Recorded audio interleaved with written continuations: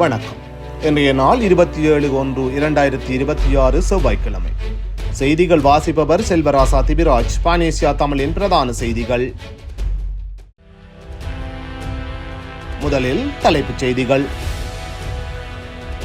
திருகோணமலையில் பதற்றம், 3 மாயம் தீவிரப்படுத்தப்பட்டுள்ள விசாரணை. பிரதமருக்கு எதிரான நம்பிக்கையில்லா பிரேரணை உரிய நேரத்தில் சமர்ப்பிக்கப்படும், நாடாளுமன்ற உறுப்பினர் தெரிவிப்பு. சாரதி அனுமதி பத்திரம் இல்லாத வெளிநாட்டு பிரஜைகளிடம் வாகனங்களை கொடுக்கும் வாகன உரிமையாளர்களுக்கு எதிராக சட்ட நடவடிக்கை. இந்திய குடியரசு தின விழாவில் பங்கேற்பதாக நாடாளுமன்ற உறுப்பினர் நாமல் விசாரணைக்கு வருமாறு குற்றப்புலனாய்வு பிரிவு அழைப்பு. இந்திய ஐரோப்பிய ஒன்றியம் இடையே தடையற்ற வர்த்தக ஒப்பந்தம் கையெழுத்து. இங்கிலாந்தில் கடந்த 30 ஆண்டுகளில் இல்லாத அளவுக்கு உச்சத்தை எட்டிய வறுமை. தொடர்வது விரிவான செய்திகள். முதலில் தாயக செய்திகள். திருகோணமலையில் காணாமல் போன மாணவர் தொடர்பில் பொதுமக்களின் உதவி கோரப்பட்டுள்ளது. திருகோணமலையை வசிப்பிடமாக கொண்ட மூத்த சட்டத்தரணியும் முன்னாள் மாகாண சபை உறுப்பினருமான லாகேரின் மகனான முங்சித் என்பவர் தொடர்பிலே இவ்வாறு உதவி கோரப்பட்டுள்ளது. தரம் 12 ஸ்ரீ கோணீஸ்வரா இந்து கல்லூரியில் கல்வி கற்கும் குறித்த மாணவர் நேற்று 26/1/2026 திங்கட்கிழமை காலை 7 மணியிலிருந்து காணாமல் போயுள்ளார். குறைத்த மாணவரின் துவிச்சக்கர வண்டி மற்றும் புத்தக என்பன இந்து கல்லூரியின் மைதானத்திற்கு பின்புறமாக உள்ள பகுதியில் இருந்து கண்டெடுக்கப்பட்டுள்ளன. இந்த நிலையில் இன்று 27/1/2026 காலை வரை எவ்வித தகவலும் இல்லை என தெரிவிக்கப்படுகின்றது. இந்த நிலையில் குறித்த சம்பவம் அப்பகுதியினரிடையே அச்சத்தை ஏற்படுத்தியுள்ள நிலையில் இது குறித்து பரபரப்படைய வேண்டாம் என்றும் மற்றும் காவல்துறையினர் விசாரணைகளை ஆரம்பித்துள்ளதாகவும் பிரதியமைச்சர் அருண் கேமச்சந்திர தெரிவித்துள்ளமை குறிப்பிடத்தக்கது. வவுனியாவில் இடம்பெற்ற தொடருந்து விபத்தில் பெண்ணொருவர் மயிரிழையில் உயிர் தப்பிய சம்பவம் ஒன்று இன்று இடம்பெற்றுள்ளது. குறித்த சம்பவம் 27/1/2026 வவுனியா தாண்டிக்குளம் பகுதியில் இடம்பெற்றுள்ளது. வவுனியா தாண்டிக்குளம் தொடருந்து கடவையினை தொடர்ந்து சமீட்சையை மீறி பெண்ணொருவர் மோட்டார் சைக்கிளில் பயணித்துள்ளார். இதன் போது யாழிலிருந்து வவுனியா நோக்கி பயணித்த தொடருந்துடன் மோதி விபத்துக்குள்ளாகியுள்ளார். விபத்தில் கிடாச்சூரி சாஸ்திரி கூழாங்குளத்தைச் சேர்ந்த அல்பிரேட் ஜெயராஜ் திலகவதி வயது 52 என்பவர் காயமடைந்த நிலையில் வவுனியா வைத்தியசாலையில் அனுமதிக்கப்பட்டுள்ளார். சம்பவம் தொடர்பாக மேலதிக விசாரணையினை வவுனியா காவல்துறையினர் மேற்கொண்டு வருகின்றனர். பிரதமர் கலாநிதி கருணி அமரசூரியவுக்கு எதிரான நம்பிக்கையில்லா பிரேரணை மீளப் பெறப்படவில்லை எனவும் உரிய நேரத்தில் சமர்ப்பிக்கப்படும் எனவும் ஐக்கிய மக்கள் சக்தியின் கொழும்பு மாவட்ட நாடாளுமன்ற உறுப்பினர் முஜீபுர் ரகுமான் தெரிவித்துள்ளார். எனினும் அதற்கு முன்னர் பிரதமர் கல்வி அமைச்சர் பதவியிலிருந்து ராஜினாமா செய்ய வேண்டும் எனவும் தெரிவித்தார்.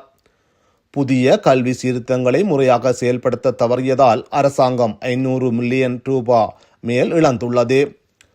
இது தொடர்பான அனைத்து உண்மைகளையும் எதிர்காலத்தில் நாடாளுமன்றத்தில் முன்வைக்க நடவடிக்கை மேற்கொள்வோம். நம்பிக்கையில்லா பிரேரணையை எதிர்கொள்ள சுவிட்சர்லாந்தில் இருந்து அவசரமாக வந்ததாக பிரதமர் கடந்த வெள்ளிக்கிழமை நாடாளுமன்றத்தில் கூறியிருந்தார். அந்த கருத்து முற்றிலும் தவறானது என தெரிவித்தார்.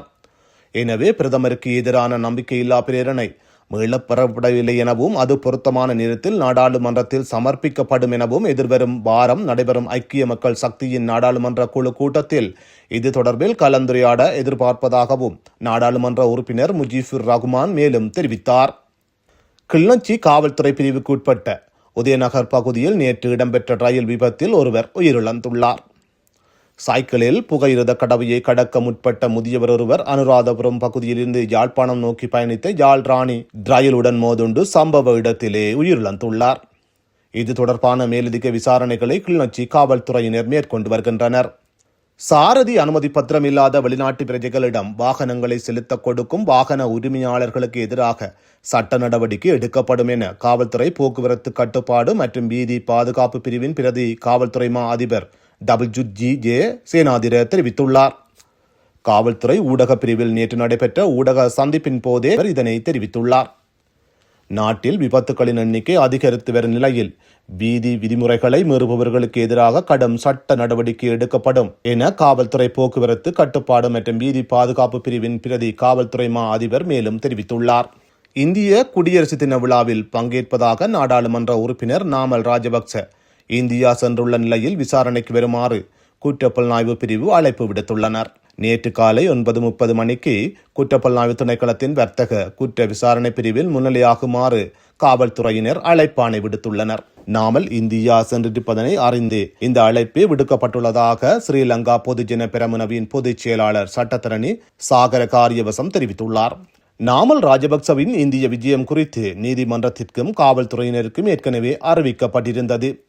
இந்திய பயணத்தின் காரணமாக ஹம்பாந்தோட்டை நீதிமன்றத்தில் நிலுவையில் உள்ள வழக்கு விசாரணைக்கு முன்னிலையாக முடியாது என்பது குறித்து ஏற்கனவே நீதிமன்றத்துக்கு தெரிவிக்கப்பட்டுள்ளது. இது காவல்துறையினர் நடவடிக்கை அல்ல, மாறாக மக்கள் விடுதலை முன்னணியின் காவல்துறையினர் அரசியல் லாபத்திற்காக இவ்வாறு செயல்படுகின்றனர் என சாகர காரியவசம் குற்றம் சுமத்தியுள்ளார். திருகோணமலை கோமரன் கடவல காவல்துறை பிரிவுக்குட்பட்ட இந்தி கடுவ பகுதியில் போதைப் பொருளுடன் பௌத்த பிக்கு உட்பட 2 சந்தேக நபர்கள் கைது செய்துள்ளதாக காவல்துறையினர் தெரிவித்துள்ளனர். குறித்த நடவடிக்கையானது நேற்றைய தினம் 26/1/2026 மேற்கொள்ளப்பட்டுள்ளது. இதன்போது பௌத்த பிக்கு வசம் இருந்த 1520 மில்லிகிராம் கஞ்சாவும் சிவில் பாதுகாப்பு படையினரின் வசம் இருந்த 540 கிராம் கஞ்சாவும் காவல்துறையினர் மீட்டுள்ளனர். பௌத்த பிக்கு புலிகண்டி குளம் பகுதியில் உள்ள விகாரையில் வசித்து வருவதாகவும் சிவில் பாதுகாப்பு படை அதிகாரி மதவாச்சி சிவில் பாதுகாப்பு படை திணைக்கள அலுவலகத்தில் கடமையாற்றி வருபவராகவும் காவல்துறையினர் தெரிவிக்கின்றனர். சந்தேக நபர்கள் மற்றும் கைப்பற்றப்பட்ட கஞ்சா என்பவற்றை திருகோணமலை நீதவான் நீதிமன்றத்தில் முற்படுத்த காவல்துறையினர் நடவடிக்கை எடுத்துள்ளனர். இது தொடர்பான மேலதிக விசாரணைகளை கோமரங்கடவல காவல்துறையினர் மேற்கொண்டு வருகின்றனர். தொடர்வது இந்திய செய்திகள். இந்தியாவும் ஐரோப்பிய ஒன்றியமும் ஒரு வரலாற்று சிறப்புமிக்க சுதந்திர வர்த்தக ஒப்பந்தத்தை இறுதி செய்துள்ளன.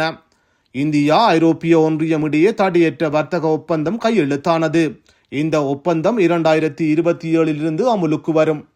இந்த ஒப்பந்தம் அனைத்து ஒப்பந்தங்களுக்கும் தாய் என ஐரோப்பிய ஒன்றிய தலைவர் உர்சுலா வான் டெர் லியான் வர்ணித்திருக்கிறார். இந்தியா ஐரோப்பிய ஒன்றியம் இடையே தடையற்ற வர்த்தக ஒப்பந்தம் குறித்த பேச்சு 2007 ஆரம்பித்து 2013 வரை பல சுற்றுக்களாக நடந்தது. ஆனால் கார், மதுபானங்கள் மீதான இறக்குமதி வரி, தகவல் தொடர்பான இந்திய நிறுவனங்களுக்கான தரவு பாதுகாப்பு, அறிவுசார் சொத்துரிமை, தொழிலாளர் விதிகள் போன்ற விவகாரங்களில் கருத்து வேறுபாடுகள் ஏற்பட்டதால் பேச்சுவார்த்தை இடைநிறுத்தப்பட்டது. கடந்த 2022 ஜூன் மாதம் மீண்டும் அதிகாரப்பூர்வமாக பேச்சுவார்த்தை துவங்கப்பட்டு தற்போது நிறைவடைந்துள்ளது. இதேவேளை குடியரசு தின விழாவில் பங்கேற்க சிறப்பு விருந்தினராக இந்தியா வந்துள்ள ஐரோப்பிய யூனியனின் தலைவர் உர்சுலா வான் டெர் லியான் மற்றும் ஐரோப்பிய கவுன்சில் தலைவர் ஆண்டோனியா கோஸ்டா ஆகியோர் டில்லியில் உள்ள ஹைதராபாத் இல்லத்தில் பிரதமர் மோடியை சந்தித்து பேச்சுவார்த்தை நடத்தினர். இதன்போது தடையற்ற வர்த்தக ஒப்பந்தம் குறித்து விரிவாக ஆலோசனை நடந்தது. பின்னர் இந்தியா ஐரோப்பிய ஒன்றியம் இடையே தடையற்ற வர்த்தக ஒப்பந்தம் கையெழுத்தானது. இந்த ஒப்பந்தம் அனைத்து ஒப்பந்தங்களுக்கும் தாய் என ஐரோப்பிய ஒன்றியம் தலைவர் உர்சுலா வான் டெர் லியான் இதனை அறிவித்துள்ளார். இந்த ஒப்பந்தத்தின் மூலம் பெரும்பாலான பொருட்கள் பரஸ்பரம் இரு நாடுகளுக்கும் இறக்குமதி வரியை நீக்குவதுடன் 2027 இந்த ஒப்பந்தம் அமலுக்கு வரும். தொடர்வது உலக செய்திகள். இங்கிலாந்தில் மிக கடுமையான வறுமை கடந்த 30 ஆண்டுகளில் இல்லாத அளவுக்கு உச்சத்தை எட்டியுள்ளதாக ஜோசப் ரவுண்டரி அறக்கட்டளை எச்சரிக்கிறது. நாட்டின் மொத்த மக்கள் தொகையில் சுமார் 14.2 மில்லியன் மக்கள் வறுமையில் வாடும் நிலையில் அவர்களில் பாதிக்கும் மேற்பட்டோர் அடிப்படை தேவைகளை கூட பூர்த்தி செய்ய முடியாத மிக மோசமான நிலையில் உள்ளதாக அவர் தெரிவித்துள்ளார். தற்போதைய அரசு குழந்தைகள் நலனுக்காக கட்டுப்பாடுகளை நீக்கியுள்ள போதிலும் ஒட்டுமொத்த வறுமை விகிதத்தில் பெரிய மாற்றங்கள் ஏற்பட வாய்ப்பில்லை என்று இந்த அறிக்கை சுட்டிக்காட்டுகிறது. வறுமை ஒழிப்பு திட்டங்கள் ஒரு குறிப்பிட்ட பிரிவினரை மட்டுமே நோக்கமாக கொண்டுள்ளதால் ஏனைய எளிய மக்கள் சமூக பாதுகாப்பின்றி தவிப்பதாக ஆய்வாளர்கள் கவலை தெரிவிக்கின்றனர். இருப்பினும் குறைந்தபட்ச ஊதிய உயர்வு மற்றும் மின்சார கட்டண குறைப்பு போன்ற நடவடிக்கைகள் மூலம் இந்த நெருக்கடியை கையாளப் போவதாக அரசாங்கம் தரப்பில் விளக்கம் அளிக்கப்பட்டுள்ளது. இத்துடன் பானேசியா தமிழின் பிரதான செய்திகள் நிறைவு பெறுகின்றது. செய்திகளை உடனுக்குடன் தெரிந்து கொள்ள பானேசியா தமிழ் நியூஸ் வலையொலியை சப்ஸ்கிரைப் செய்துங்கள். நேரலையில் www.panasiatamil.tv என்ற இணையதளம் வாயிலாக தொலைக்காட்சியை பார்வையிடலாம். நன்றி, வணக்கம்.